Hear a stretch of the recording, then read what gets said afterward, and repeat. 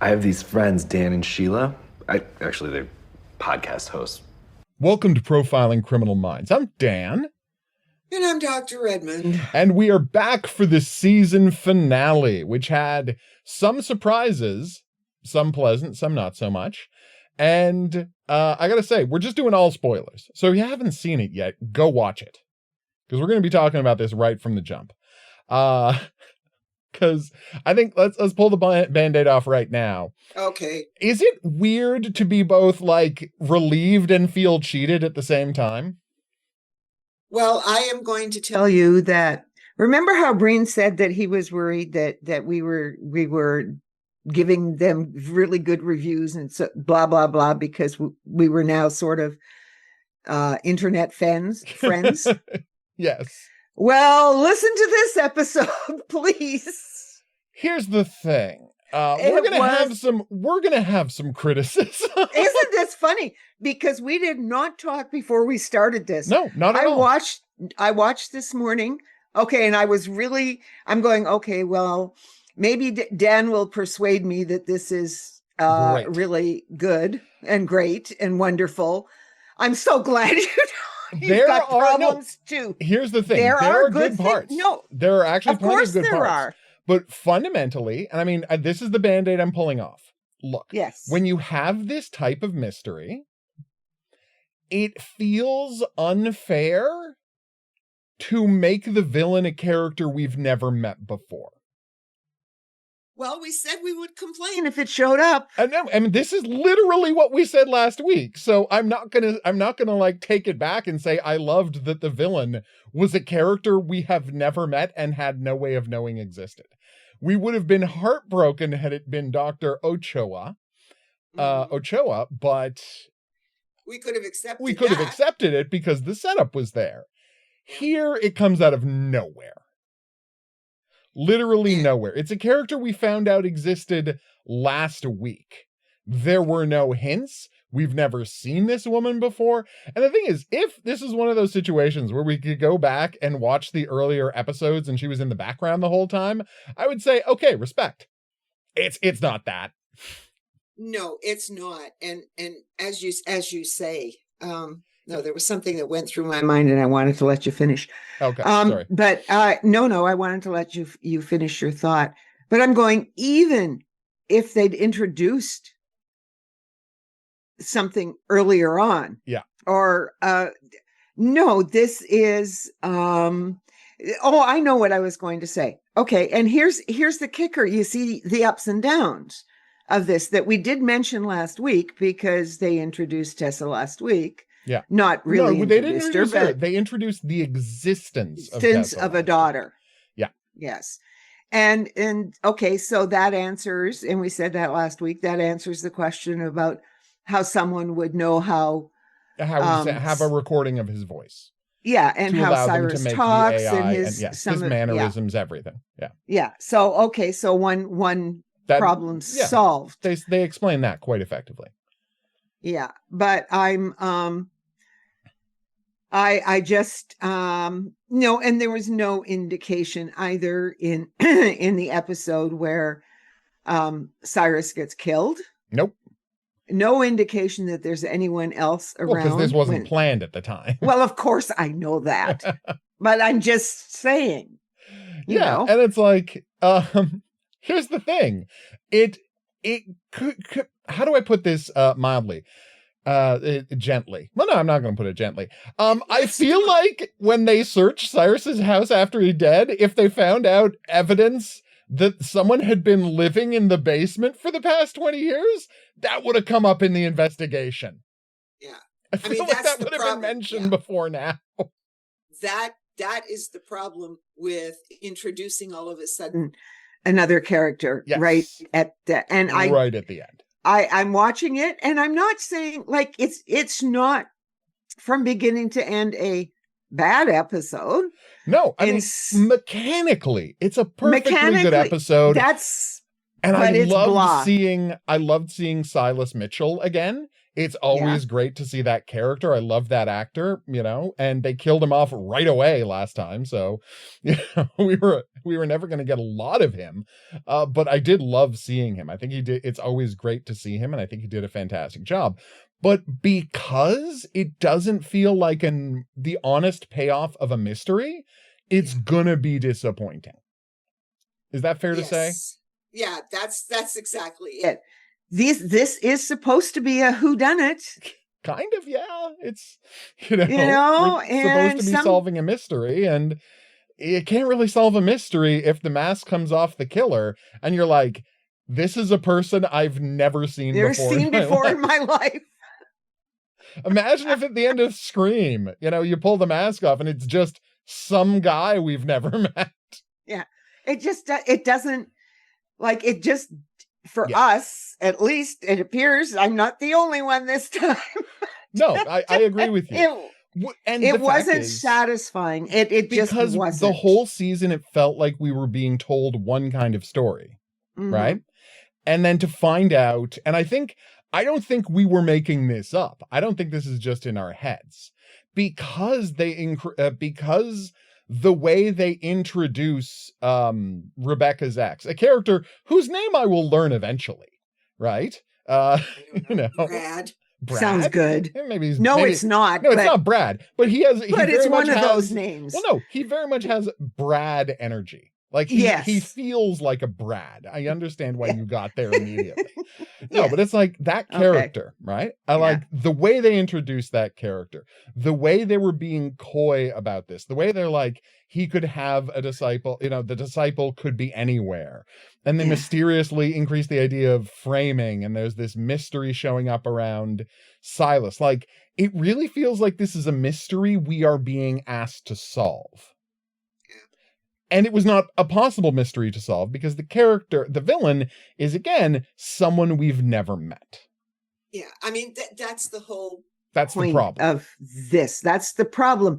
I almost thought when Dr. Ochoa was talking with the disciple, that she was actually part of the con, because when she's talking to the disciple, she doesn't have any damage on her. The two of them are just talking. That was my first thought, right? Yeah. But then I turn around, but then I watch the rest of the scene and it's like, but Voight isn't seeing this. So there would be no reason for her to behave that way. Because Voight, it would not be if it were a performance for Voight, great, but Voight ain't here. He's not seeing this. So it's not a performance. Yeah, so I'm going, okay, right. So maybe she wanted to show Dr. Ochoa, that I don't know what she wanted to show. Do you want to hear the slightly rough part? Okay. I knew it was a new character going in. Do you know how I knew it was a new character going in? Like, before I started the episode, I already knew that I was going to be disappointed. And I'll tell you how I knew. I went back and I watched the 30-second teaser, the minute-long teaser they did before the season starts. Yeah. And in that teaser, you see three things. Well, you see four characters. You see Voight tackling the nurse. You see someone strapped to the table you can't see, and you can kind of see a woman at the side of the frame. And the woman at the side of the frame pretty clearly isn't Dr. Ochoa. And after Dr. Ochoa got kidnapped at the end of the last episode, I'm like, well, that means it's Dr. Ochoa strapped to the table, which means whoever that woman is Tessa. So there you go. Well, if I'd gone back and looked at the teaser. No, you would have. Anybody could have seen it. Like, if you went back and watched the teaser, you would have known right away. So the thing is, you were more disappointed than I was because I prepared myself last weekend. Yeah.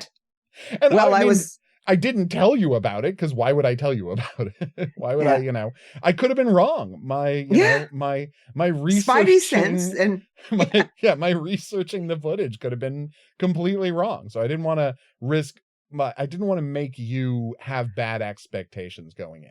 But I was able to gird myself against disappointment. But the funny thing was that it was just for me, it was almost like I was even disappointed about the end, right? But we'll get there, of course. But I was just sitting there going, after last time, because I put down last time to my mood. Right.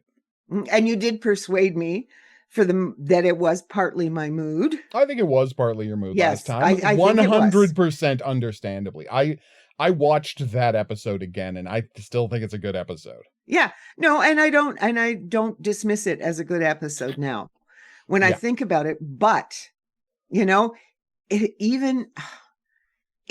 it had been that nurse who'd only been there for 2 episodes, right? It would have been better. No, he's just the henchman. Yeah, he's just the henchman. Yeah. And because I would have had more props if it had been that guy, because that meant that guy had spent 6 months waiting for Voight to show up. Yes. Doing a menial job. Yeah, to wake up. Yes. Yeah. Right. Yeah. So I'm 100%. 100%. It would still have been a little, but you could have. But when you watch these things, part of what you do is we're watching the Voight part of it. Like there's the killer of the week for the most part. Then you're watching the Voight stuff and you have expectations and you want clues. I watch mysteries. I read mysteries because when I get to the end of a mystery, I want to be able to say, yeah, that makes sense. Okay. That makes sense. I could have figured it out if I'd been watching closely. And as I said, I have written this, I think it was about 4 or 5 pages practically screaming thing about that book of, who did the Testament, the big writer who writes all these big things that did the Tom Cruise about the lawyers. Tom Cruise about the lawyers. No, when Tom Cruise was a lawyer in the firm. The Firm, yes. Okay, The Firm. You remember The Firm, yeah, okay. Yeah. The weird part is you say Tom Cruise lawyer. My first thought is always A Few Good Men, not The Firm. But obviously you're talking about The Firm. Yeah, The Firm, okay? Yes. And The Firm, so that author. Yes. Who writes all sorts, and I read and read and read. Oh, yeah. And then I read one of his books, which I can't even remember what it was called. But I was so pissed off by the end. And it was a book from the 90s because he cheated. Yeah. There was no way you could figure it out. And that's what I feel here. Yeah. No, I think I was cheated. No, it feels like you're cheated because there was nothing to figure out. We spent the whole season. We spent the whole season trying to figure something out. And by the way, because this is, I think I have cracked the code, because they weren't giving us any real clues.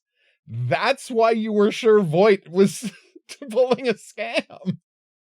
Still, and that's why you spent the whole season, because you're like, well, this must be a clue, the Voight's behavior. And I'm like, no, he's actually, right? He's really actually changed. Right? He really actually has lost his memory and is gaining his memory and has empathy now and is a fundamentally different person. And you were looking for clues because we weren't getting any real clues.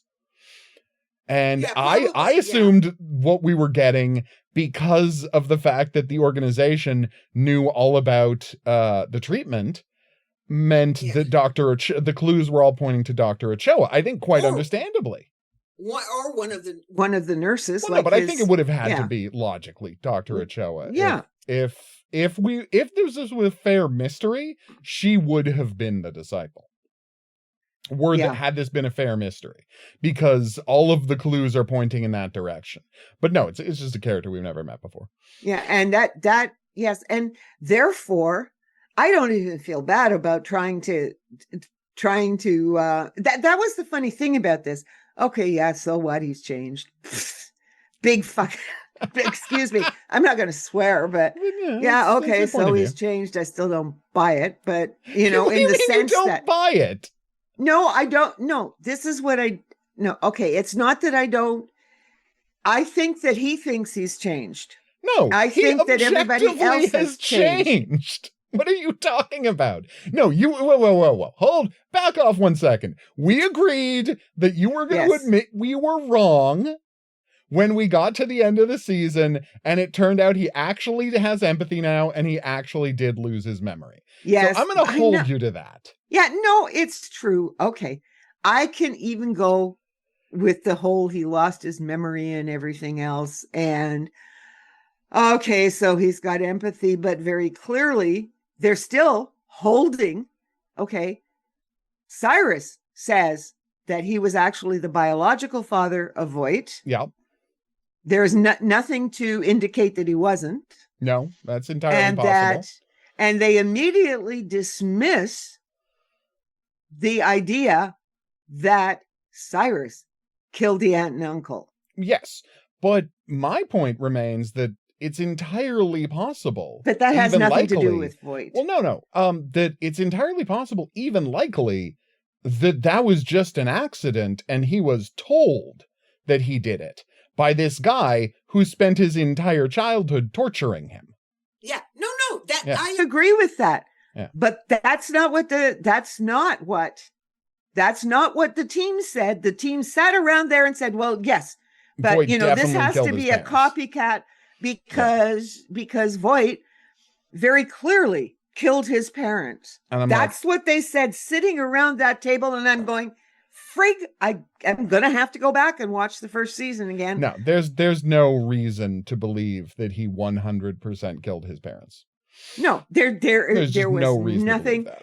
And that the team sticks with that, so that the fact that Cyrus went and burned down the house with Tessa's parents in it is just a copycat-y thing. And it is. Right. Well, it isn't. It's a modus operandi. It is a modus operandi, but I love the idea that they're 100% sure.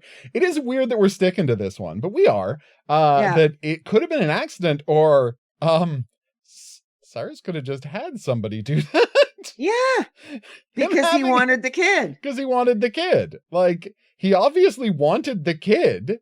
Like, now we're it's honestly more likely that Cyrus had someone burn it down because he wanted the kid.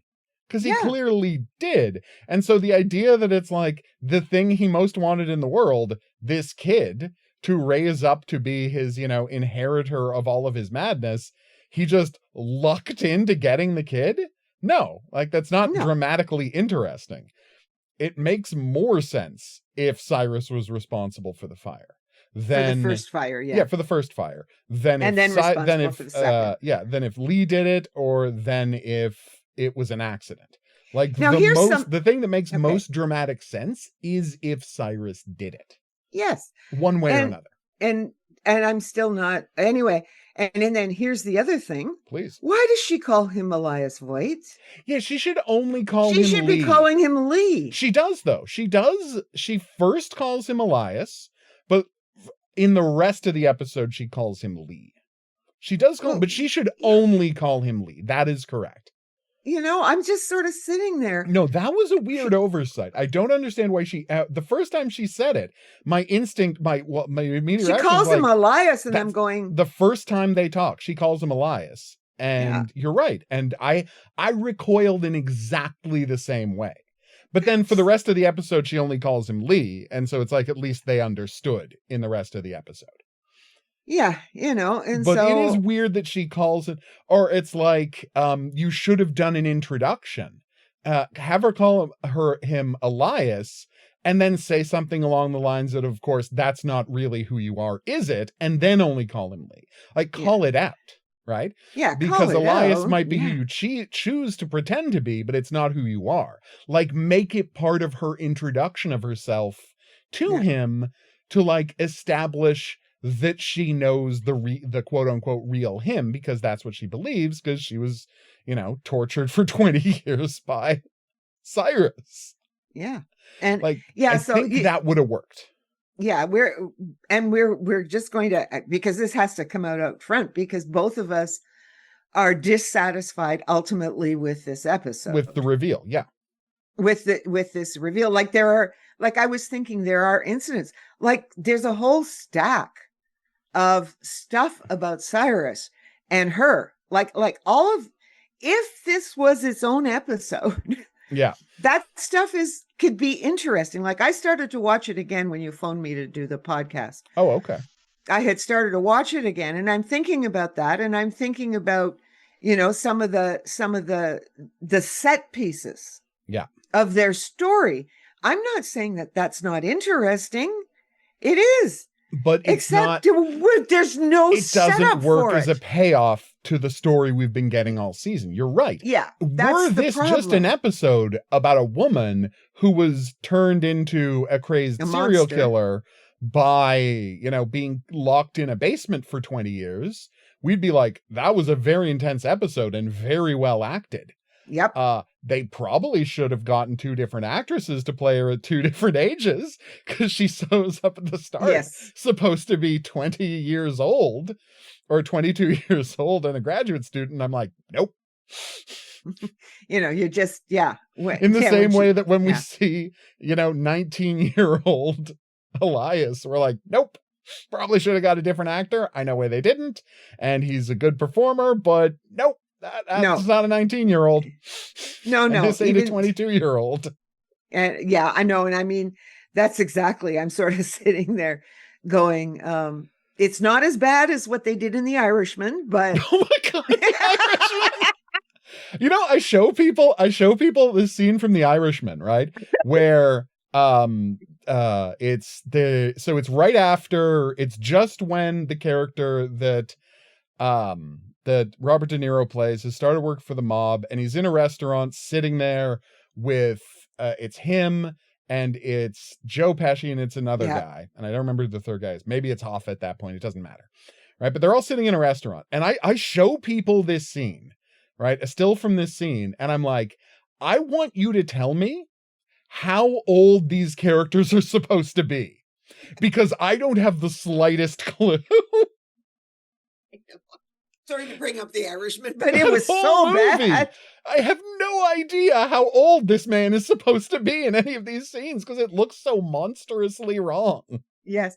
And it's because the thing that you can't do is change how people walk. No, you can't. And people at 20 walk differently than people at 50 and at that my scene, age. when a guy, was mean to his daughter and he goes to beat him up in the street, and he's supposed to be 32 years old at the time, and you see him stumbling. Yeah. And it's every scene that what's his name? Oh God, Al Pacino is in. It's I looked it up. Al Pacino, when filming this movie, is 28 years older than Hoffa was when he died. Yeah. It's friggin' Gary Oldman playing Mankiewicz. And you watch it and you're like, no. Here's a 72-year-old man playing Herman Mankiewicz from the ages of 25 to 50. No. Just no. I refuse to accept the existence of this film. Yes, as I said, I was doing my strength and muscle exercises this morning. I have a Zoom class, right? So it was an hour, right? And I'm going, this would have been so easy when I was 25. Oh my God, yeah. And after I finished, there are differences. And obviously these are 40-year-olds playing 20-year-olds. It's not as big a stretch, but visually your mind recoils a little. Well, he looks like he's wearing a wig. It does. Well, he is. I'm sure he is. Well, of course he's wearing a wig, but it looks like he's wearing a wig. It does look like he's. Yeah, it's a problem. You needed to. I don't know. A different haircut. Maybe it might have worked better. But honestly, there's that weird thing in the first season where they did such a bad job of the de-aging him in his first scene that I thought he looked older in the flashback. You remember the very first scene we see him where he's got the guy strapped in the chair and he's going to slash his wrists? I got confused about who that was, because he actually looks older in that scene than he does in the rest of the show. Yeah, it's a problem. And the thing is, again, I understand why you can't, production-wise, it doesn't make sense, and it's not possible to hire 2 actors to play the same character, young and old. This isn't Yellow Jackets. I get it, right? But at the same time, it breaks your suspension of disbelief. Every time we're asked to look at this 40-year-old person and say they're 20, it breaks your suspension of disbelief. It's why you can't watch The Irishman. It's why you can't watch Mank. Like it does. And it is an incredibly minor part of this show. So it doesn't break the season, but we're not going to pretend it doesn't affect our feelings watching the show. No, and that's as I said, exactly. I mean, I don't know. I'm sorry, but it would have paid them. In terms of paid dividends for us, dividends if they had cast two different women to play, two different men to play Voight, right? And two different young women Voight and to two play women Tessa. to play this character. Because again, it's like they hired someone, right? They hired someone to play, 9-year-old Voight. So just hire a third guy to be 19-year-old Voight. It's fine. Yeah. Okay. Is there a problem in the one time they really get away with it is Goodfellas. Because they gloss over the fact that Henry is, when he meets his wife, he's supposed to be like 17. And they get around that and they gloss over that. He's like supposed to be 17, 18 in those scenes. And it's already switched over because there's the 13-year-old version of him. And then everything after is played by our actual performer, our Ray Liotta, right? Yeah. Everything after 13 is played by Ray Liotta. But it's like they don't make you think about the fact that he's only 17 when he meets his wife, right? You actually think he's probably in his older. mid-20s. Yeah. Yeah, he's in his mid-20s and that's okay. Yeah, exactly. They kind of fudge it. You can't fudge it here. They explicitly tell us how old these characters are. Yeah, and they get away with it there and they just don't get away with it here. And I know it would have ballooned the budget, right? To hire an extra Voight for that episode in season, I want to say season 1, but season 16. Yeah. Because they use old footage. It's not like we go back to young Voight. They reuse the footage from season 16, right? They don't shoot new scenes with him as young Voight or anything like that. But it would have behooved them to get a new actor then, and it would have behooved them to get a new actress this time. Like, it's just, they want us to suspend our disbelief, and I found it hard to do. Right? I think that's for me too. It was hard. The fact that, as you say, you bring in a new character, is it supposed to be a shock or whatever? Yeah. And there was just, you've tried it, guys. Go back to the old formula, please. Well, they are going back to the old formula next year. They explicitly, this season was designed to wrap up all of the Voight storyline. The entirety of the Voight storyline. It literally ends with every single remaining person on the network getting arrested off camera. Yeah. They're like, they end this they end this season by just announcing to the fans, look, we tried something. It had its ups, it had its downs. I think you agree with me, it was responsible for some of the best episodes they've ever done. But now we're going back to a world where every week there's going to be a case they have to deal with. I mean, is it possible there's going to be a through line? Right? given the last scene with Voight, they're leaving it open that. Oh no, I was going to say, is it possible there's going to be a through line case, like a hard case to solve, like we're watching, Department Q or something? Maybe they might have a through line case that they're working on over numbers of episodes. That could happen.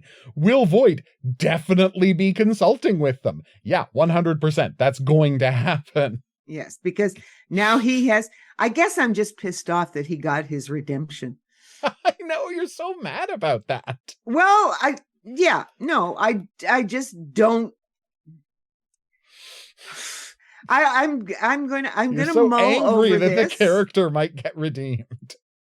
Yes, I'm not fully redeemed. Like, he's still a bad guy, and he knows that. And weirdly, I think that there is some torment in the fact that it's like, now, I mean, I hate to go back to the best episode of television ever made, but now he he is a new person who has to remember his crimes. We're back to Brad Dourif in Passing Through Gethsemane, right? Yes. Because he has empathy now, he actually has to suffer, which is something a psychopath can never do. Yes. And that's, again, it goes to one of my, I'm not going to say favorite because it's too hard to watch, but one of the best movies I've ever seen, I Saw the Devil, where friggin' Frontman spends the entire movie trying to torture this guy because he doesn't understand that a psychopath can't suffer the way people with feelings suffer. Yeah. This man is just an animal. And when you've got a rabid dog, you just put it down. Because he's never going to understand, like, the what pain you're you've trying. gone through. Yeah. He wants this man to understand the pain of his victims, but this man is a thing. So he's never going to understand the pain of his victims. And now Voight does. And I think that is a punishment. Okay. I mean, I'm not even going to disagree over that. We'll see how they explore it going forward. I mean, it's just from my perspective, it is still this kind of, I think it's because the whole thing let me down.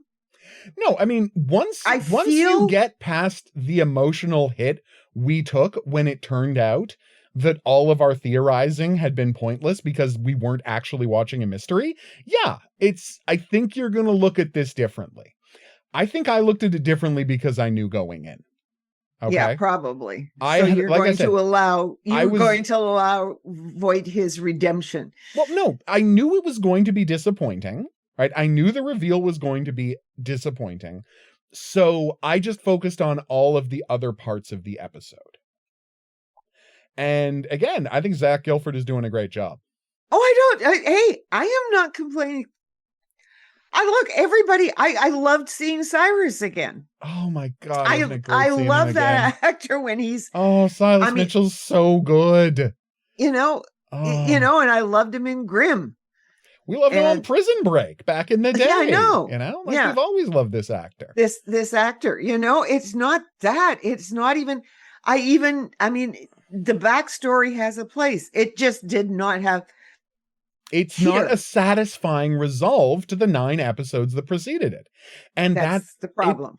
That's why we can't say, I mean, we can watch this woman doing good work, right? But because it's a character that feels like a cheat to us, we're going to be prejudiced against the journey this character is going on. Yeah, is she dead at the end of this? No, they arrested her. Okay. That was the strange thing, is that all of a sudden, before we're starting, I'm going, I can't remember what happened to her at the end. I mean, I know that they were chasing her and stuff. Tyler grabs her before she can start a gunfight. Yeah. Okay. Yeah. That was what happened. Like, I can remember sort of the barrels and things like that. Oh, and we haven't mentioned it yet, but what a great finish. I mean, we talk about all the bad things in this episode. What a great finish to JJ's season arc. To have her be the one to say that Voight isn't going to shoot anybody. Shoot her. Yeah. Yes. To have her be after the season, again, the previous season with Voight and this season with Voight, right? To have her be the one to use everything she's gone through to be able to see what is in his eyes at that point. It's a great capper for her season arc, which has been a really powerful arc this year. Yeah, no, and yes, that was great. And this, of course, means that Voight has turned a corner. Yeah. Right. And if I was to, this goes down to, now we're starting to discuss the whole season. Yes. But my thing about the whole season, it was, Please.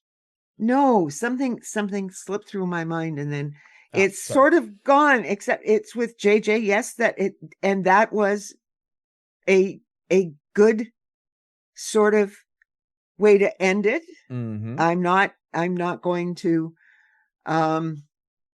I didn't Fight me have on any that one. problem with that, except that I watch it, right? And it was because it comes near the end. Yeah. I mean, by then I am so Pissed off flat. about the Yeah, pissed off about the Tessa situation.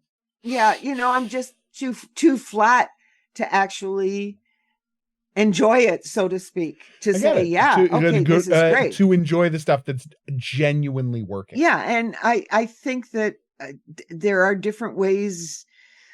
Oh, I mean, logically, I don't mind red herrings. This isn't a red herring. This is No, something else. No, not what I'm talking about. Oh, okay. What I'm talking about is the whole season we've been dumped with red herrings after red herring after red herring. And it's not. And that's fine. That's part of how you construct a mystery. Yes, except that we don't have any resolution from all of the red herrings. The thing about the red herring is you want to know, you accept the red herring because they are making a pledge that the payoff is going to be worth being dicked around for 8 episodes. Yeah, well, no, and that is exactly the whole point. Like when we were watching, I mean, people are going to hear us talk soon about a show called Department Q. Yes. Which is a really good example of dicking you around with red herring. Oh my God. And it's in the books too, eh? Oh, I'm the sure. books are left, right, and center. But you get the payoff at the end. You get the payoff. Yeah. And if you had been reading it carefully, then you end up being happy because some of these people, because you're not totally sure, get the good, the bad. But when we talk about we're going to talk about Department Q soon, and you're going to hear us talk about Department Q sooner rather than later. So go watch it if you want. Yeah, go watch it if you want to get ready for us to talk about it. It's only 8 episodes, so you can zip through Netflix. It's on Netflix. It's only 8 episodes. If they do a second season, we're going to cover that too. Yeah. The reason I bring up that series is because the whole season we're going down blind alley after blind alley and hitting dead end after dead end, right? Mm-hmm. But you assume, and it's honestly a really good point of comparison, that at the end of the day there is going to be an explanation that pays all of this off, and the killer isn't going to be someone we haven't met before. And both of those things are true. We're not going to spoil it here, right? No. Oh, never. We're going to spoil it here, obviously. There is a moment we'll talk about Department Q where during one scene, I'm not going to say in one scene it was, but it's like halfway through this, I'm like, okay, so that's what's going on. Yeah, you can, you can tell if you know mysteries, right? If you know mysteries, like Agatha Christie. Yeah. If you know mysteries, you can see how it's structured. I'm watching this episode of Good Ship Murder, which is this terrible detective show set on a cruise ship where every week someone on the cruise ship gets murdered. You'd think people would stop taking this cruise, but what are you going to do? You live in England. You got to see the sun somehow. But anyway, I'm watching the show Good Ship Murder, and there's this scene where like a guy has been smashed on the head and thrown off a cliff onto the beach, right? Mm-hmm. And then there's a scene earlier where that guy's talking to another guy and and he's describing him like, is no one going to comment on the fact that like both of these men are the same height and wearing gray sweaters and red hats, and definitely the wrong person got clubbed on the head, and that's why you can't figure out the motive? Like, is no one gonna mention this? Seems really obvious, the setup you're doing here, guys. Yeah.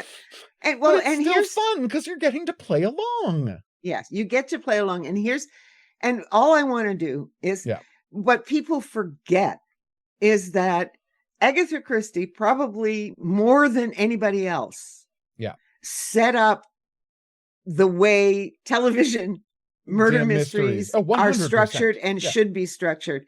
Absolutely. And in Agatha Christie, and so, I mean, we watch it because if you've read all of Agatha Christie and seen every friggin' movie that's ever been made of it, and they're redoing them now.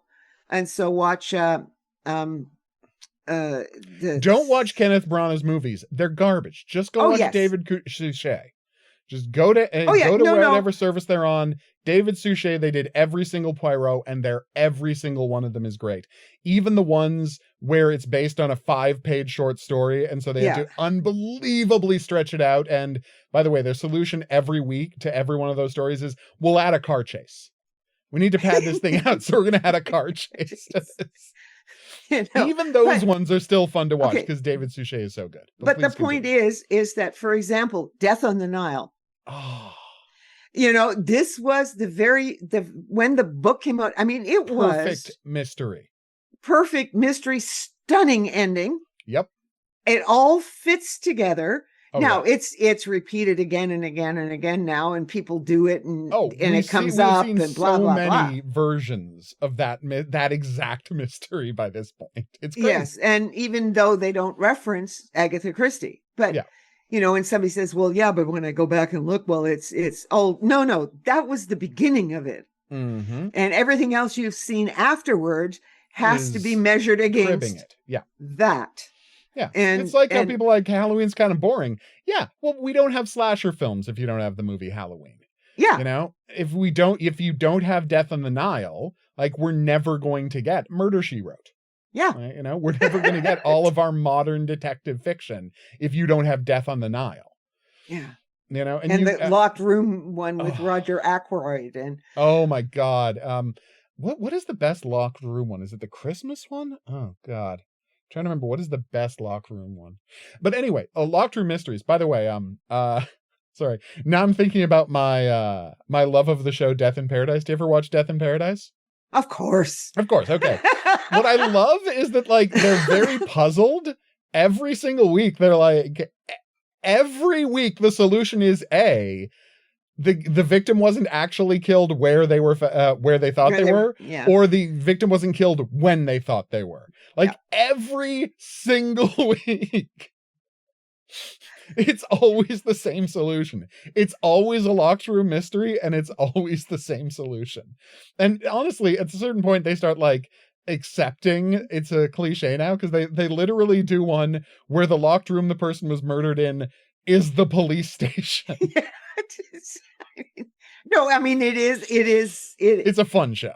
It's a fun show, and they do their Agatha Christie moment at the end. They bring yeah, everybody together. And Which, by the way, they did you watch the latest season? with With the new detective who's a guy from London, whose mother was on the island, and he's got to solve his mother's murder. Maybe she hasn't watched this season. maybe I haven't watched the Okay. latest season. It's a good it's a good season. Okay. Obviously we miss Neville, the best detective they ever had, yeah. but the new guy's great. I love the new guy. It's Well, just maybe I nobody's had- ever going to be Neville again. Oh, maybe I haven't Um, seen it. Neville.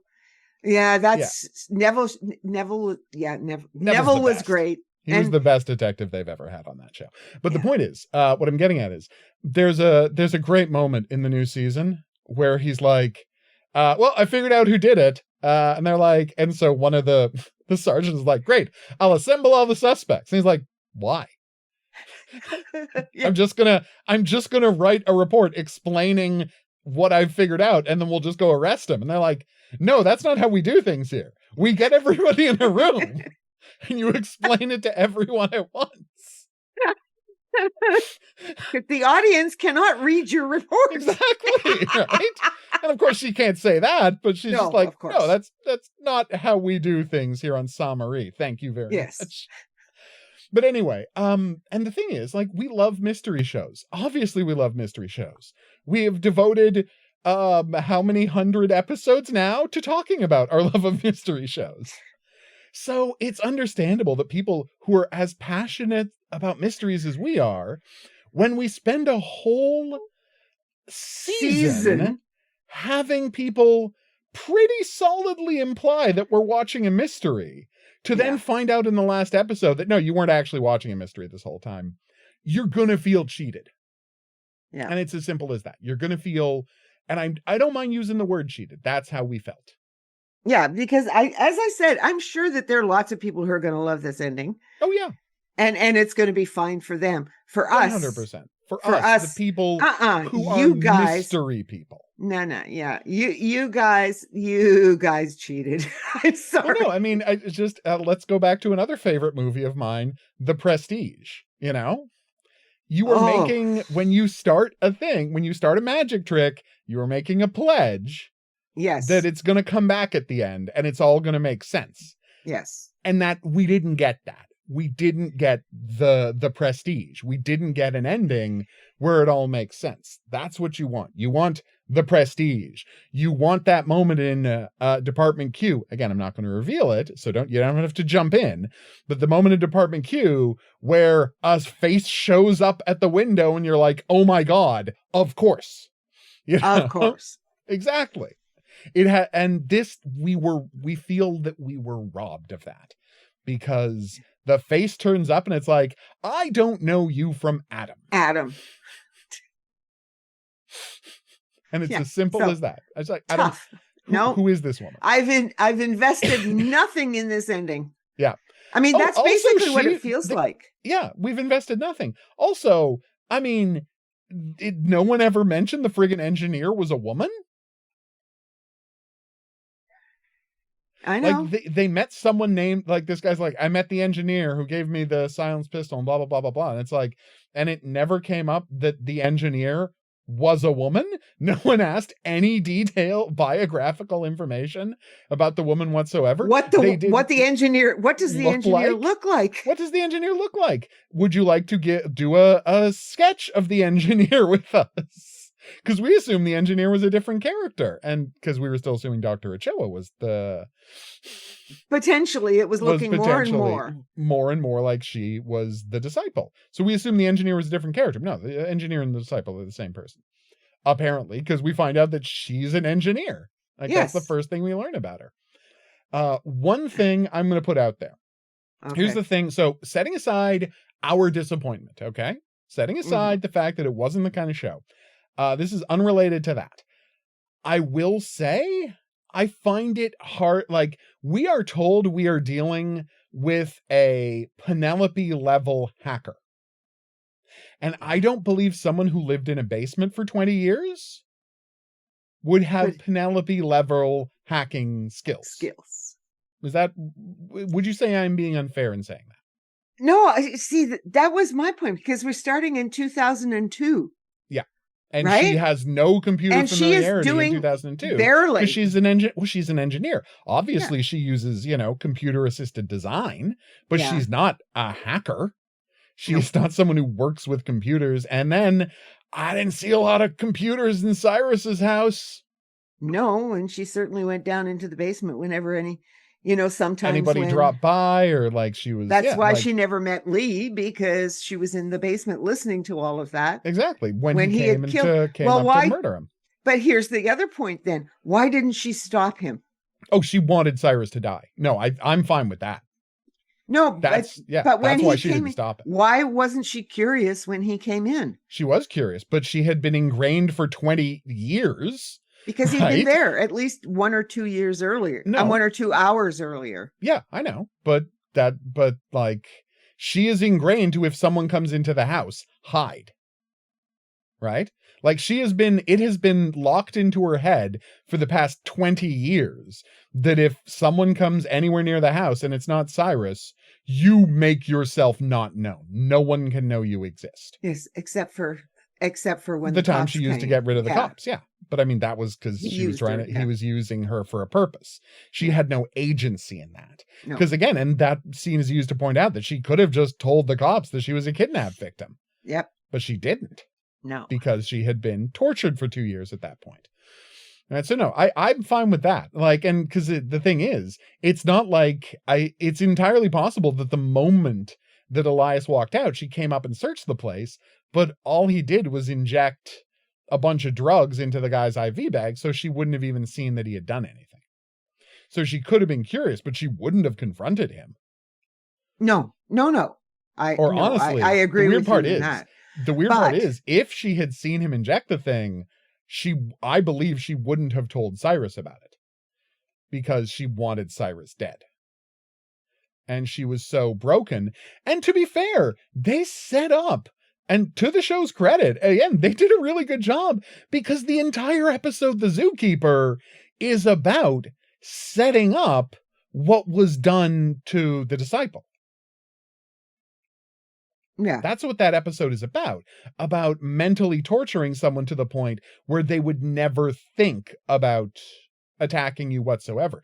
They might hate you, they might wish you dead, but they would never themselves act against you. See? Yeah, no, I I'm do just see. saying, we didn't know it, but they were setting up one aspect of the finale. Yeah, and I mean, maybe somewhere along the line we'll figure out other places, but it still isn't good enough.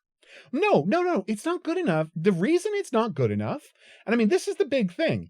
This whole season, I don't know that we'd have a complaint about it if we had met this character in episode 2. Well, look, when they talk about the cops going and finding this woman, I mean, if we had had that scene of the cops talking to Tessa earlier. No. Even. We can leave them finding that out until episode 9. But what I'm saying is, among all of the episodes we had to meet like a lawyer working on a case or whatever in episode 2, who came back again in episode 6 to give them more information. And then, it's held back enough that we're like, oh my God, that was the disciple the whole time. Our problem with this episode is that this is the first our problem with the whole season is this is the first episode. This is the easiest fix we've ever had to make, because I think the season's fantastic. If we met this woman in episode 2, and then she came back briefly in episode 6, I don't think we'd have a complaint here. No, because actually, okay, I'll have to think about I mean, I haven't thought about most of that, right? Because we're so pissed off. But Yeah. now that I'm thinking about it, if they had played that's all they would have had to do to play this like a mystery. We just would have had to meet her twice. Yeah. That would have been fine. I mean, how many scenes are there with the killer before the reveal in Department Q? 3 scenes. Yep. 3 scenes and a couple of characters talk about the killer, right? Yep. Okay, 4 because you know what? I'm not going to give it up. I'm not giving it away. But that's my point. All we had to do was meet this character a couple of times. And I mean, it wouldn't have been the easiest thing in the world to create a context for those meetings, right? Yep. That wouldn't have immediately given away that she was the disciple. But that's why you're paid to write a TV show. And we would have cottoned on to, we might have figured it out. Well, right? we might not have totally figured it out. Well, because we might have been thinking it was Dr. Ochoa. The way you construct a mystery is you give us 3 suspects. Yeah. You give us Dr. Ochoa, you give us this woman, you give us Rebecca's ex, and then Rebecca's ex gets dismissed when we find out the disciple is a woman, but there's still up in the air which woman it is. And then you have the same scene with Dr. Ochoa be there for the kidnapping, but she's not left dead, and we're like, oh my God, it was Dr. Ochoa the whole time. And then boom, no, it's that lawyer you met 3 times. Yeah. That's how you do a mystery, and that's all they would have had to do. Because think about what a good job they do with explaining Cyrus's motivation, the torture he did to her, right? All of the things. They do a great job with all of that. All you have to do to fix this season of television is just introduce her in another context earlier. Yeah. Here's a way to do it. Here's a way to do it. I mean, again, this isn't the writer's room. The show got made. Have her be the fake victim of one of the earlier killers. Yeah. Okay. That's a way to make it so people won't suspect her. Have her be the victim of a fake killer, and then have her claim to have some information, right? About say that the killer said something to somebody, and use her as a source, right? That's a way to trick the audience really effectively, but it was all a game she was playing. That would have worked perfectly, don't you think? Don't I think? Yes, after I was so disappointed. But that's our job here. We're academics. We're breaking this thing down. Half-ademics, yes. Half-ademics. No, but we're breaking this thing down. And I'm saying that if Yeah. you introduce this woman as like a lawyer or whatever who had been kidnapped by one of the killer, right? Who shows up locked in a cage in the basement, maybe the zookeeper, maybe somebody else. And then after they die, they rescue her. And then in the same way that they've checked in with other victims in other episodes, they've done that before. That wouldn't have made us be immediately suspicious. Then you start getting the evidence pointing to Dr. Ochoa, so you dismiss her even further. It's not hard to fix this season of television because most of this season of television doesn't need to be fixed. All you needed to do was introduce this woman earlier. You had to introduce her I'm not disagreeing. I'm not disagreeing at all, of course. Yeah. And despite the fact that mechanically this is a great episode, except for the ending. Are we going to talk about the ending? We'll talk about the ending in a second, right? We'll talk about the ending in a second. But first I want to say, because think about last season, right? People had their problems with Gold Star, but in the second episode of Gold Star, first episode of Gold Star, whichever one it was, they tell us that there are 5 members of this organization. Yep. That there were 5 killers sent out to kill 5 people, and he went and he hunted them down. Right? Yep. And then we meet one of the members. So it is not a surprise when the brother turns out to be the final boss, right? Yes, they only introduce the brother, right? They introduce him in a fake flashback, right? Where they add a new scene from the Barbarian episode. And then they introduce him in a fake flashback, but we've already established that there is a mastermind out there. They already established that there is a head of this organization. And then we get a hint about who the head of the organization is with the fake flashback. But it's not a cheat because right from the beginning, we know he's out there. We just don't know who it is. And you might say, well, it's the same thing. We only meet that actor in the last episode. And I would say that's true. But that season is structured very differently because the vast majority of the season is not about the mystery of who the head of the organization is.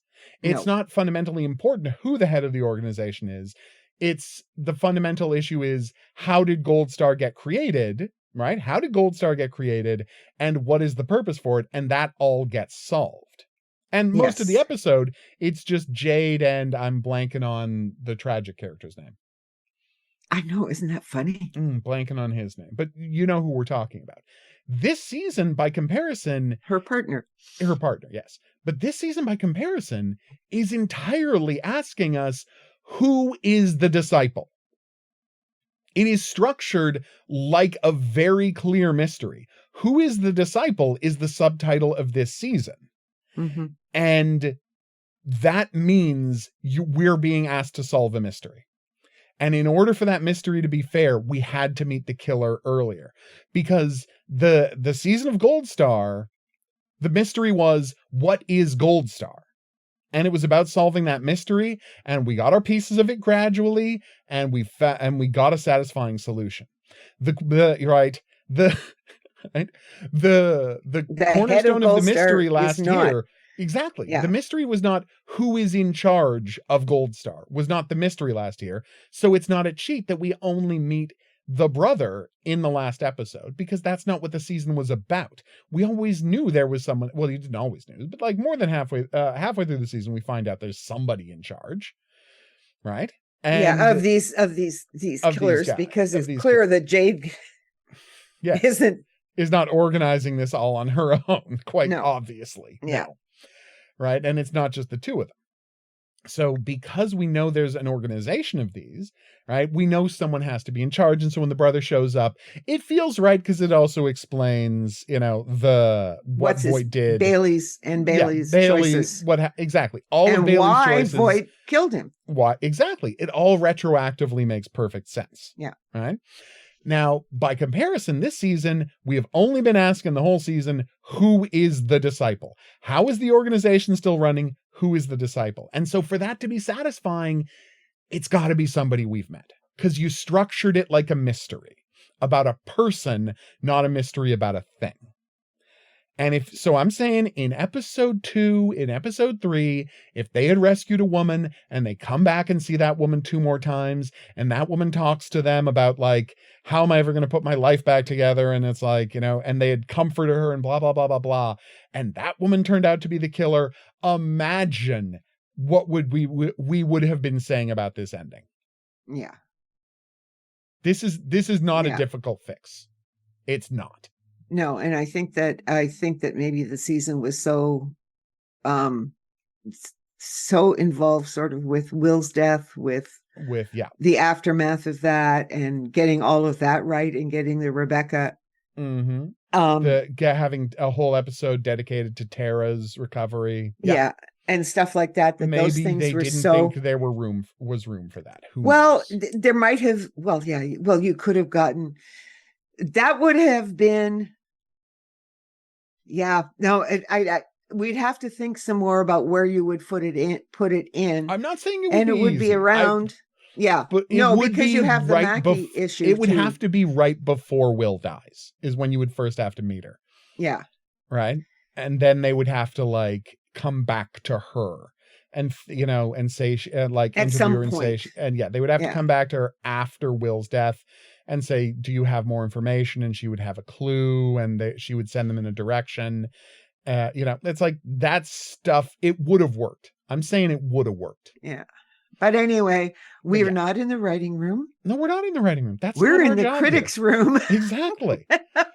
And the thing is, and I'm going to say it's a fantastic season until the last episode. Yeah. Yeah. I got no problem saying that. I think this is some of their best work until the last episode. All you have to do is listen to me cry. I know. Jeez. It is a powerful season of television. Yes, it is. No, and the whole business with Tara and Rebecca was, and psychic journey of self-discovery. Yeah, the episode, by the way, in the episode description on Disney Plus, it says, while in a coma, a ghost helps Tara figure out the root of her relationship problems. Like, okay, yes, we're going to agree that's what's happening there. I'm just so glad that's how they described it. Well, of course. Yeah, it's such a perfect description of the episode. A ghost helps her work through her relationship problems. Yeah. And the ghost just was her mother. That's all. Yeah, exactly. Ghost of her mom. Yeah. Yeah. No, not a psychic. It's not all internal. Not just a psychic journey of self-discovery. Just like with Derek, that is canonically a ghost she was dealing with. Yes. Yes. Again, the one thing we were robbed of in the episode of Derek is having him acknowledge that the reason this is Danny Glover is because he used, because his dad died when he was so young, he used the character of Roger Murtaugh in the Lethal Weapon films to imagine what his father would have been like and the advice his father would have given him. Yeah. Yeah. Just saying, that would have been a great explanation there. But it would be way too meta for the show to ever do. They did one meta episode ever. They only did it once, and we loved it, but that's not what the show is. No. And that's fine. The writers only let themselves cut loose one time. And I treasure the episode, but they only let them cut cut loose one time. Yeah, no, this is yeah. So let's now that we've talked this through, though. Now that we talked this through, I really think that's the fix. Yeah. I think so. I think that's the fix, because we felt, and I'm not gonna couch this. We felt betrayed by the episode. Yeah, we cheated, betrayed. What are the words? Disappointed. Whatever words you want to use. Well, it's just I think it's clear based on all the talk we just did. We take mystery writing real seriously. And you have to. There is a formula, and what you have to do. Oh, by the way, the firm writer thing was on Amazon. I did this whole thing. It was called The Partner. It was called The Partner. I haven't read book. That one. Well, yeah, don't bother, because you'll get just as pissed off as I did. One I read of his was Grisham. That's it. Yeah, John Grisham. Yeah. What's the one where the guy writes a will and Testament? The Testament. Yes. Oh, yeah. I love that one. Yeah, the Will and his family, but then he secretly has a second Will, so he's a family. He has his family confirm that he's sane with the fake Will, so they can't contest the real Will. Jeez, yeah. Oh, it's a fun book. But no, I haven't read any of his since the Testament. So I am Anyway. well out of the loop on what John Grisham has been up to. Yeah, Allison still keeps up. Anyway. Oh, okay. So there you go. But we take mysteries very seriously. And given that this whole season was structured as a mystery, I don't think you will find it that strange that we have recoiled so profoundly from what we saw here. Yeah, even though when if as I said, if this had been a different sort of episode, like an episode about a woman who got, because I was looking at that. It's a better version of that episode where they where Derek spends the whole episode talking to this victim, and he gradually figures out we gradually figure out over the course of the episode that she was the accomplice.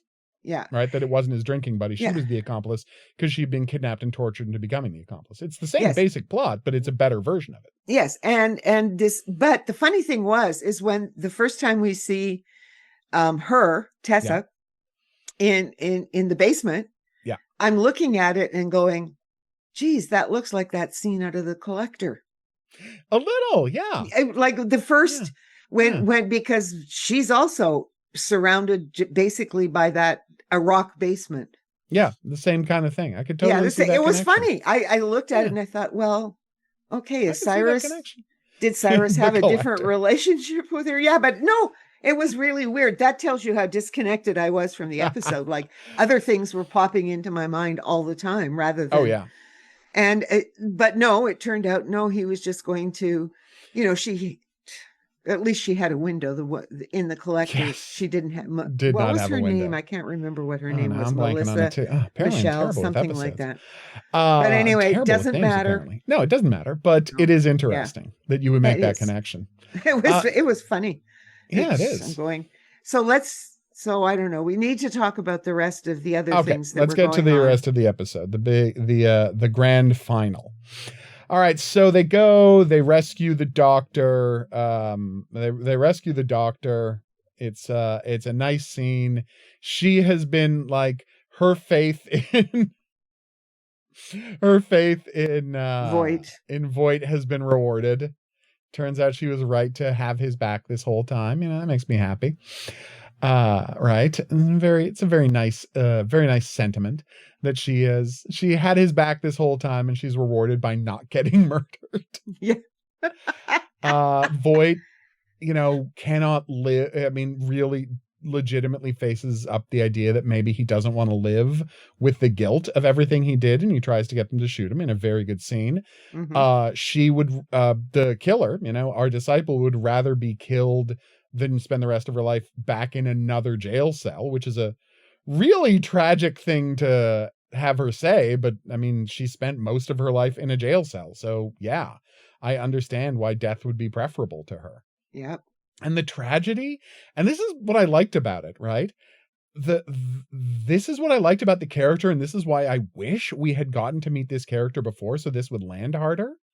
Because the central tragedy of this character is that she went through all of this scheming and all of this planning and all these layers of a thing because she really is a brilliant, competent woman, but she did it all so she could find a new person to be in charge of her. Yes. Because she had been so conditioned that she needs to be someone's slave, basically, that she just did all of this to find a new master. And that's such a horrifying idea. Yeah. And imagine how hard that would have hit for us if we had spent the whole season meeting this character and spending time with this character. Yeah. Like, the horror of her situation doesn't land as hard as it would have if we already knew this woman. Well, that's exactly it, because we don't get enough time. No. There isn't enough time in the episode to actually really see. Like, it's more exposition than it is seeing. Yeah, it's more tell than show. That's exactly it. And and Cyrus just said, no, well, no. And now you're mine and you're part of me and you can never leave. Yeah. And so she cleans up the house and she makes the meals and all of this Mhm. stuff. Obviously, she does murder as well. I Oh, yeah. guess she's his 100%. Partner. She is in her all partner these- in the killing he kept on doing. Yeah, and That's very clear and because she was ready for it. Yeah, and it's not clear how, as you say. I mean, hacker abilities. There's no computer. Okay, Well, so I mean, she left after. We'll talk about my theory about that in a second. Yeah. Okay. No, but she left after Cyrus was dead. Yep, she left after Cyrus was dead. And so I don't know what she did. Because she killed a bunch of men. We do find out what she did. She killed a bunch. Oh yes, the rich men. The rich men. They went and found the rich men, and she stole them and found their money and set up her own thing. Yeah. So okay, and she's looking for. Well, she knows that Voight's in prison, I guess. Yep. So she knows, because she finds out and she follows his case, and she starts working on finding him because it's like he's the only person in the world who could possibly understand her, because he went through the exact same thing she did. Yeah, she really is his brother in that context, but fundamentally, Voight freed himself. She didn't free herself. It wasn't accidental. He decided to leave after what happened to Maria, and he beat up Cyrus, but he didn't go through. Yeah, he freed himself, right? He freed himself from Cyrus, and Cyrus, of course, tortured her because he could not turned into someone who would never leave him because of the failure he had with Voight leaving, right? With Lee leaving. And so he wanted that. So he tortured her even worse than he did Lee to make sure she never left him. Well, she was also older. Oh, yeah. She was also older at the start. So the torture had to be harder to break down her personality. That's just a fact. Right. But she didn't rescue herself. And that's the difference between them.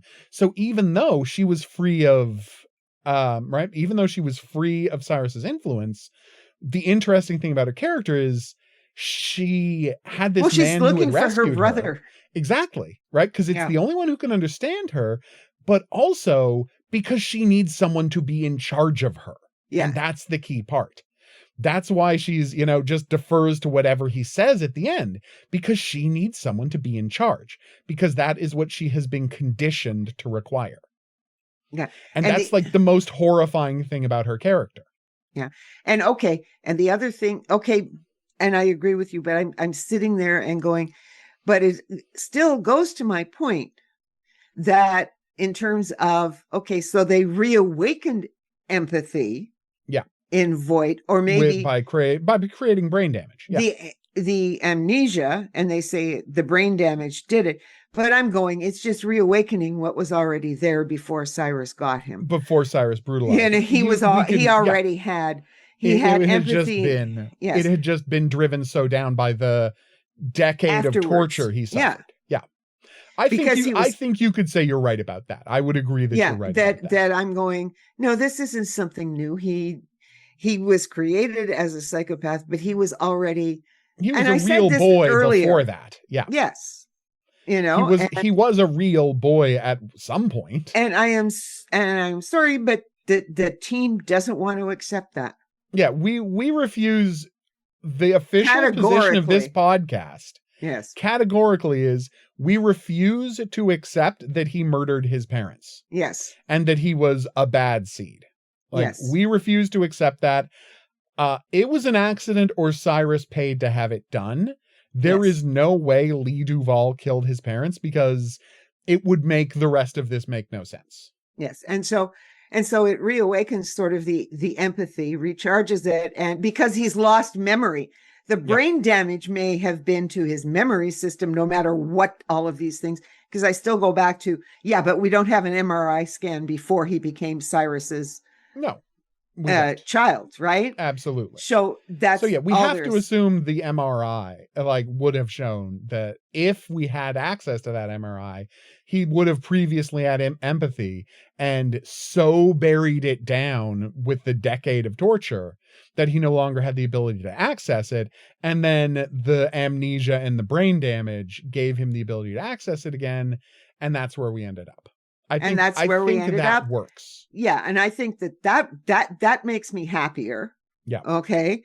And then as he starts to get flashbacks about what it was that he did during his life, like I actually accept that he was so radically changed by this the coma the coma and the brain damage that he does sort of at this point accept that he is Sicarius and he is not going to run away from it again anymore. Yeah. Right. So he has to pay for this. He has put all of these people through too much. Mm-hmm. I do think that when he sees, when he's talking with Tessa, he's beginning to realize, that she is as damaged as he was. Well, he sees a reflection of what, the thing himself. Is, and that's what's so good about that scene between the two of them. He sees in her what was done to him. Yeah. And he sees the horror of it. Yeah. And so like, I'm willing to, and I see now I'm coming around to that. I was just, as I said, you fought it the whole season, but now that you can see specifically what they were doing, you realize that it does work. It works. And but as you say, our official position is opposite of the teams. Yes. And that's that. You know what? But by the way, canonically, that's also true in the show. I know. That's also how the Dan and Sheila in the show feel, that they're just wrong a lot. Yeah. So if anything, this is the most consistent position we could possibly take. Yeah, you stick us in the show. Guess what? Well, this is what's going to happen, Yeah. Oh God. And it is, but yes, so that was fine. I'm going, when we're talking about it, yes, I can see that he would do that, but yeah, so we'll continue on with the Voight. And then because it ends, as I said, it ends on Voight and with Voight in his imagination, killing one of the other guys in the prison transport bus. Because it's very much a dream, a fantasy he has about how he can never escape being Elias Voight, the Sicarius killer. Yeah. He's never going to be able to escape it now. He's never going to be able to escape his crimes. And he has this violence in him that he can't get away from either. Yeah. It's a rough ending for this character. Yeah, and just because the violence was just, the damage that Cyrus did. Yeah. Oh, and then the cutesy scene of Tessa reading one of Dave's books again, the same one that well, because he left, I guess he left the book there. Yeah. Voight left the books there. Book there, and so Cyrus let her read it. Yeah. Just so you can see how it's done. David Rossi book. And how you get away with it. Imagine if her reading that book had been a payoff of her emotionally manipulating David Rossi early in the season. Imagine how satisfying we would have found that shot. Yeah. Now I'm just describing a better version of this season. Just in one area. That's it. The rest of the season has to be the way it is because we were very happy with this season. We needed, spread across 8 episodes, we needed 15 minutes of content about this character. Yeah. That is the difference between this being a fantastic season ender and an unbelievably frustrating season ender. Yeah. 15 minutes spread over 8 episodes. And we didn't get a wedding and we didn't get a funeral. We'll get an ending that we'll get we end with a celebration. It's not a wedding. They're not going to do it. They don't want to do a fast forward. I understand why they don't want to do a fast forward. We'll get the wedding next season. Yeah. We better get the wedding next season. I know they've already written and probably even by this point, maybe mostly shot the next, not mostly, but I'll shot a lot of the next season. But I'm just saying, we want that wedding, people. If we can get a wedding between Mazikeen and Eve. Yeah, we can definitely get this wedding. Oh my God, we deserve Rebecca and Tara's wedding. We've been through a lot with these two over the past 3 seasons. Oh God, that was so good on Lucifer. All right, so but it's a rough ending for Voight. It is, because now he fully, I mean, in a way, it's like Spike in season 7 of Buffy. Like there's no escape from, but it's more tragic from his knowledge of who he is. But in a way, it's more tragic because now he's just going to be locked up with his thoughts. Now he's just going to be locked up with the guilt, right? Now he's just going to be locked up, Voight, with the horror. It's a rough ending for him. And he understands that it's what he has to do. He has, like, the only thing he can do, he can't make up for all the evil he did. The only thing he can do is stop running from it and stop trying to get away with it. He does the only good the circumstance allows him to do. And Spike, you see, Spike gets redemption. Spike gets redemption, but I don't know. Voight, you know what? Because he cannot come back. He's going to come back. We're going to see him in season 19. No, what I mean. Oh, you mean come back as a human? Yeah, no, obviously. Do you know what I mean? Yeah, because fundamentally, Spike, the demon that was puppeteering Spike's body, is the one who did all those evil things. Yeah. And when he gets his soul back, he feels the guilt of everything his body did when he wasn't in it. But fundamentally, right, Spike with a soul is a different person than the Spike we have. Like the demon that takes over Spike's body has all Spike's memory and behaves the way Spike would have if he was evil. William the Bloody would have if he was evil, but they are different characters. Yeah. And he has to go through a harder thing because they're not different characters. Oh, yes. No, I understand that. That's why I was saying, Voight isn't going to get any redemption. No, he can't. He can't be redeemed. There is all he no can do way.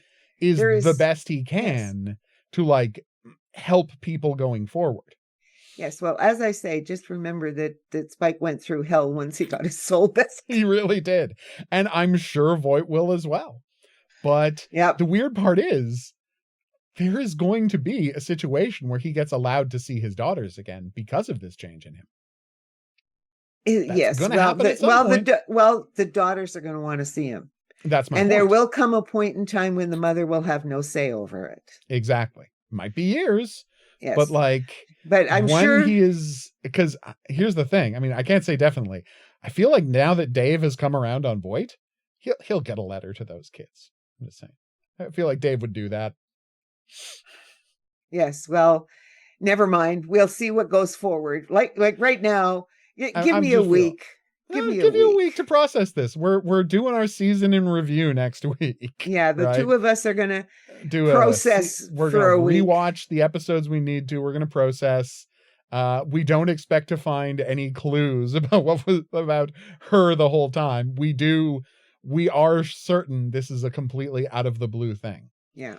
But I honestly believe, now that we've talked about it, you give me 15 minutes over 15 minutes episodes. Over 8 episodes. No, 8 episodes. The first episode just has to be the first episode. Yeah. But she needs to get rescued in episode 2. Right? Rescued in episode 2, and we check back in her a few times over the next few episodes. Say, let's see her in episode 5, let's see her in episode 7. 257, 5 minutes an episode with this woman.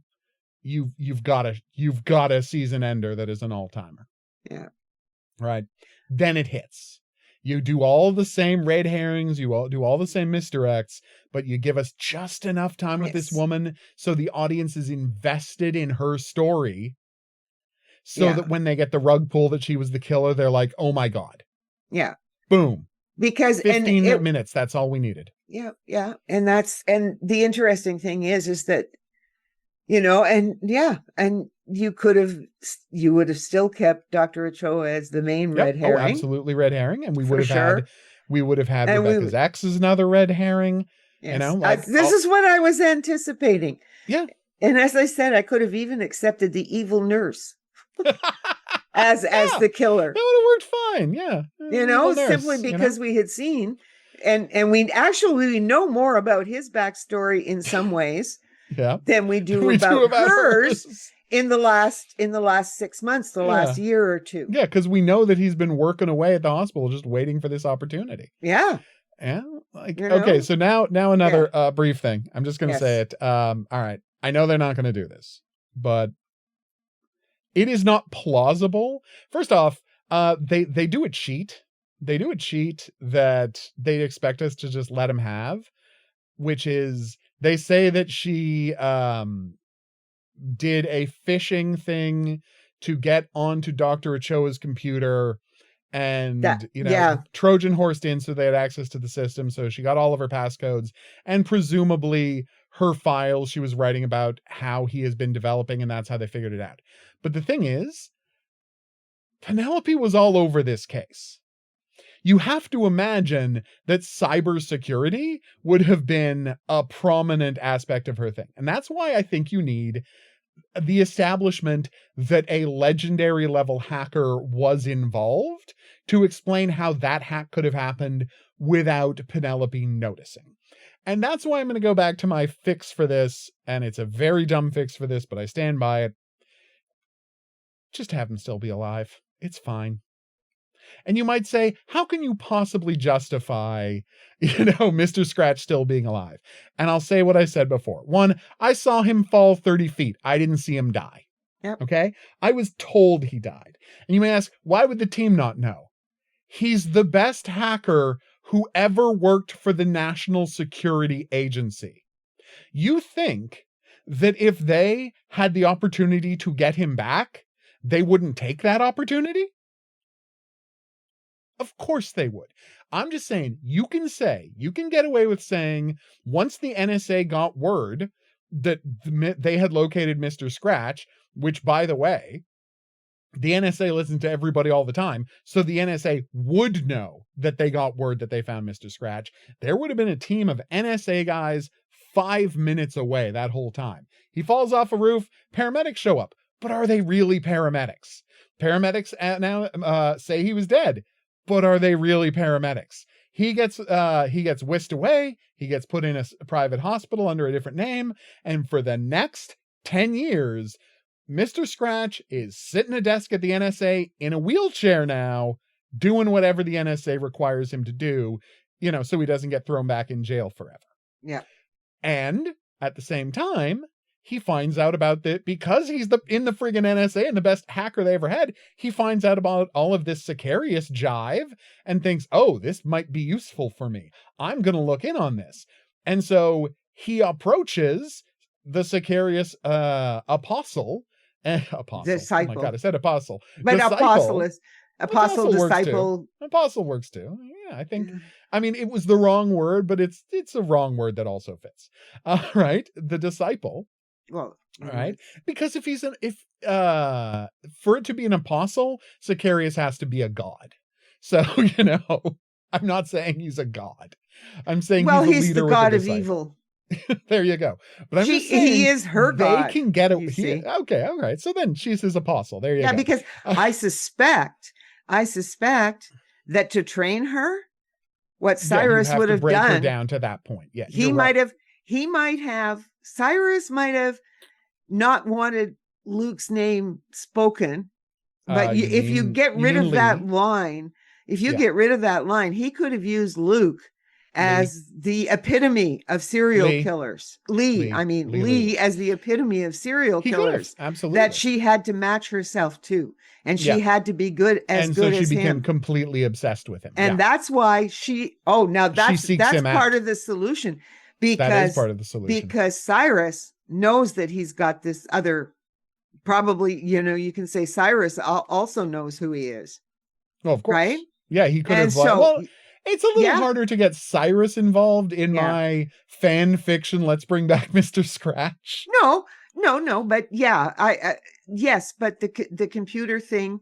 No, but if you do this in terms of, because she does call herself the disciple, and disciples are basically worshippers. Yeah. They're They're worshipers leaders. who will do whatever you want them to do. Yes. And so apostle, well, no, I mean, it's Apostle's Roman, a representative of a god. Roman, or Greek, Yeah. you know, Okay. Yeah, that's a good point. what the hell, you know? But yeah, you're absolutely right. So no, it's interesting, but I think I'm saying that if you want the computer skills to make sense, Yeah. if you want to say someone got past our beloved Penelope, right? The way you do that is by saying Mr. Scratch has been sitting in a room in a wheelchair doing work for the NSA for the past decade, Yep. right? And in that time, he has been able to do his own thing too. Yeah. And that would be possible. It would be completely consistent with everything we've seen. And so, of course, he would be aware of the Sicarius network. He would be entertained by the Sicarius network. Yes. And when it started breaking up, he would find, like, he would see a way to turn it to his advantage by working with her. Yeah. Because it was leaderless and he would have helped her get all of this done. So Yeah. I'm just saying, you can bring back, dear everyone who makes this show, you can bring back Mr. Scratch. We And will it can not be completely believed. Not only will not complain, we will celebrate the return of Mr. Scratch. because it will explain so much about It the will explain last episode so of the much. season. Oh my God. That explains so much. So yeah. And that's the thing. That one, I didn't need Mr. Scratch to show up this week. I wanted him to show up this week. I wanted that to be the cliffhanger at the end of the season to find out Mr. Scratch. I didn't really believe that was going to happen. No. I think if you listen to me talking about Mr. Scratch, it's clear that I don't actually think it's going to happen. Yeah. I would have loved it. I didn't think it was going to happen. But at the same time, next season, season 20, season 19, you can get Mr. Scratch back. No problem whatsoever. Because again, We'll be happy. who is to say who who was driving the ambulance, right, that brought Mhm. Mr. Scratch in? Because I'm just saying, the NSA finds out they're about to find Mr. Scratch. You get a fake ambulance, you got a fake cop car, and that's all you have to do. Because if he gets taken alive, well, you can just put the bag on him like you were going to do. And if he gets taken injured, you can say he died. And it works perfectly. Yep. If he's dead, well, you know what? No harm, no foul. Yeah, that's Nothing, you didn't actually lose anything. I'm just saying, you guys want to bring Mr. Scratch back, you can do it completely believably. All right. So yeah, now that we've talked it through, I'm actually kinder to the episode than I was going to be when we started talking. But seeing that there is a fix, I think makes me kinder to the episode, and reflecting on what a good job they did with the torture of this woman and the fact that it reflects, Lee/Elias's journey. And honestly, how good a job they did of rolling up JJ's story, like chef's kiss on that one. So yeah, there's a lot of good stuff in this episode.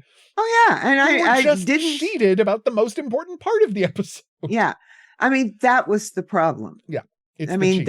it's not the other stuff. I played a video game. Well, I review video games. I've talked about that in the past. I review video games. It means I haven't had to pay for a video game in like 15 years, which is nice. But B, I've also gotten death threats. That's the nature of, video game reviews. Yes. So one of the worst video game reviews I ever gave a game was this game called Still Life, which is a graphic adventure, point and click adventure. Perfectly good game about a woman trying to solve a serial killing, right? And you get to the end of the thing, and the guy gets shot and he falls into a river, and the credits roll. And the guy's wearing a mask the whole time, and there's like 4 good suspects. And the guy fell into a river after getting shot, and the credits roll. And I gave that game I think a 2 out of 10, because it was a perfectly acceptable, it was a perfectly acceptable mystery, and the game was fine. But what I said in my review was, if you put a mask on a character, you are signing a contract with the audience that at the end of that mystery, that mask is coming off.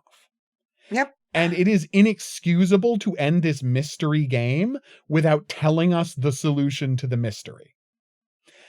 And that is how we felt. That is the kind of cheat. It's not as bad as the game Still Life, But that is the kind of cheated we felt watching this episode. And if you Yeah. didn't feel the same way, I'm glad you had a better time watching it than we did.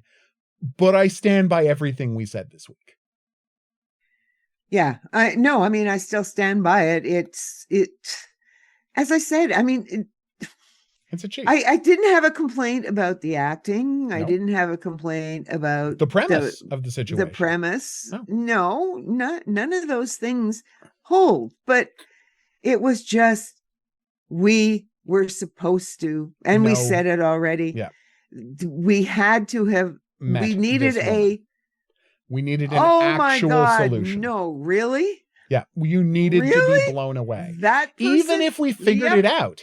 Like, we needed Yeah. to say, oh my God, or we needed to have the I knew it. I needed knew either it. of those moments. Knew it. It was Dr. Ochoa. You know? Exactly, right? Even if we didn't know and we were hedging our bets because we liked Dr. We Ochoa. we love Dr. Ochoa. Yes, That's we a did. great character. And Yep. she's been fantastic all season. Yep. Like, real MVP of the season, Dr. Ochoa has been doing a Yeah. great job. All right, now for the fun stuff. I'm going to say something super fun. Are you ready for something super fun? Okay. So they were not able to get the house back, or maybe they just didn't want to go through the effort of getting Cyrus's house back. It's a different house. Yeah, I know.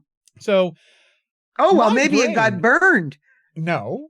Oh, you mean during the fires? Yeah, it might have. Oh my Yes. God, maybe it did. Jesus. We'll ask. But I think my brain might be broken because now people haven't heard this episode. If you're listening to our profiler episodes, hi. I'm about to talk about something from season 3, so you're not going to hear that for 2 months. Oh, people are 2.5 watching, months. are listening to our profilers because I've been asked, like, If you email, if watch like, it where somewhere. can you watch it? Well, the and you secret can't. was buy the DVDs way back Yeah. when they were available. Yeah. But you know what? Look online. Tape I'm it sure when you'll be it was able to on. find it, right? But anyway, the point is, if you're listening to our episodes, hi, I'm going to do a bit of not really a spoiler, but I'm going to talk about something that's coming up in 2 months. You remember when we got to the end of season 3 and they go to this cabin and I said to you, hey, is that the cabin from the first season ender of Justified where they have the big fight and Boyd Crowder's dad gets killed? And then I went and checked and it was the same cabin. I think my brain might be broken in a certain very specific way to recognize like locations and props. Because this also happened when I'm watching the movie Sudden Death, which is this delightful movie, right? Delightful Die Hard ripoff where Jean-Claude Van Damme is at a sports stadium and Powers Booth has kidnapped the vice president. It is a masterpiece movie. If you haven't seen Sudden Death, you got to see Sudden Death. Michael Jai White made a remake of it 2 years ago, but that's not the point. The point is, I'm watching Sudden Death for the first time since I originally saw it in the 90s. And the minute so Jean-Claude Van Damme goes to visit his son at his ex-wife's house, right? And say, hey, I got tickets to this hockey game. Because of course his son is going to be at the hockey game where all this is happening. Right? Oh, I guess I can get you in because he works security there. So he doesn't just have tickets. But the point Oh, I is, remember so that. they, Yeah, I it's a good watched it. movie. Yeah, It's yeah, a yeah, fun of movie. course. It's a Yeah. really good movie. Of all the Die Hard ripoffs, it's one of the best. So anyway, he's driving up the street to see it. And the minute they get to this street, I paused it and I'm like, that's the street Jack Reacher drives up to go and search the guy's house when he has the fight with the two guys all over that small house. It's like they live on the same street. And so I went and I checked Jack Reacher and it was in fact the same street. Okay. And I say the 2 other times recently that this has happened because I want to say what happened when I was watching this episode of Criminal Minds. And this is completely true. The 2 cops drive up to the house. And as they're driving up to the house and she's going to answer the door, I paused and I'm like, I know that house. I'm very familiar with that house because I did a whole thing about that house. There is an episode of Criminal Minds directed by David Rossi, and not obviously Joe Mantegna, but directed by Joe Mantegna. Yes. And I talk about how I don't know if it was him or the cinematographer, Yeah, but the somebody got mountain and yeah. real lazy because because all you had to do is change the framing slightly, because here we are in Kansas and there's a friggin' mountain range behind the house. Yeah. And it's the same house.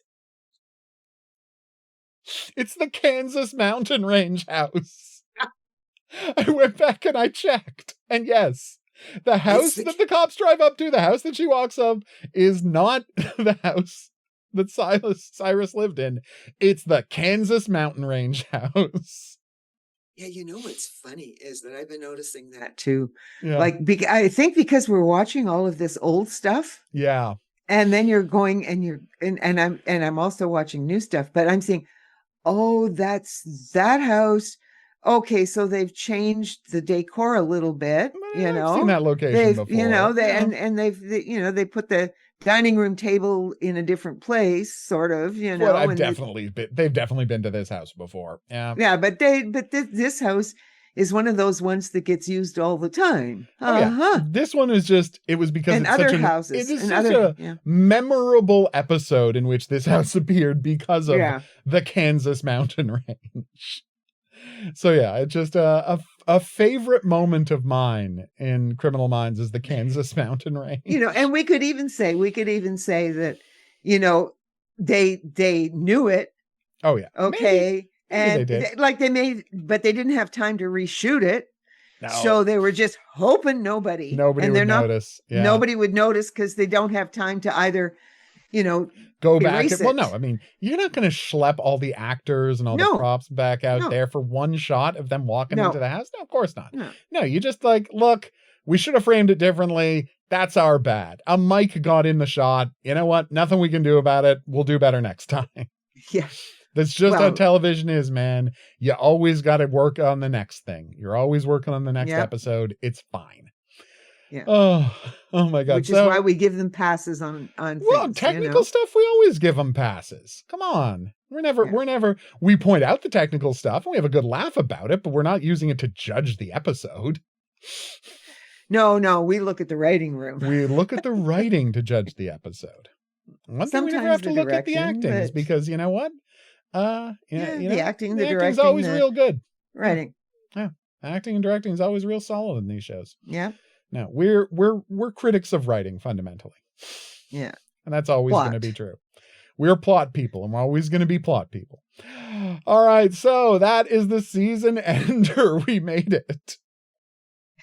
We made it. We made it. We all made it, everybody. And spoiler alert, we're going to be back next week to talk about the highs and lows of the whole season. That may necessitate watching a bunch of episodes again.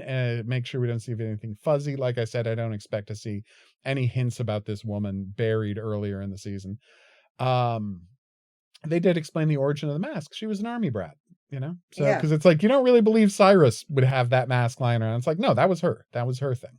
Yeah. And that was that was actually very interesting. We didn't, as I said, she's been trapped in hell this whole time. So of course. Yeah, the bits and pieces, right?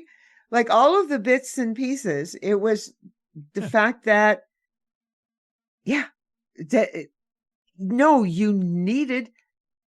can't just drop some stranger on us and say, okay, is this satisfactory? No, it's not.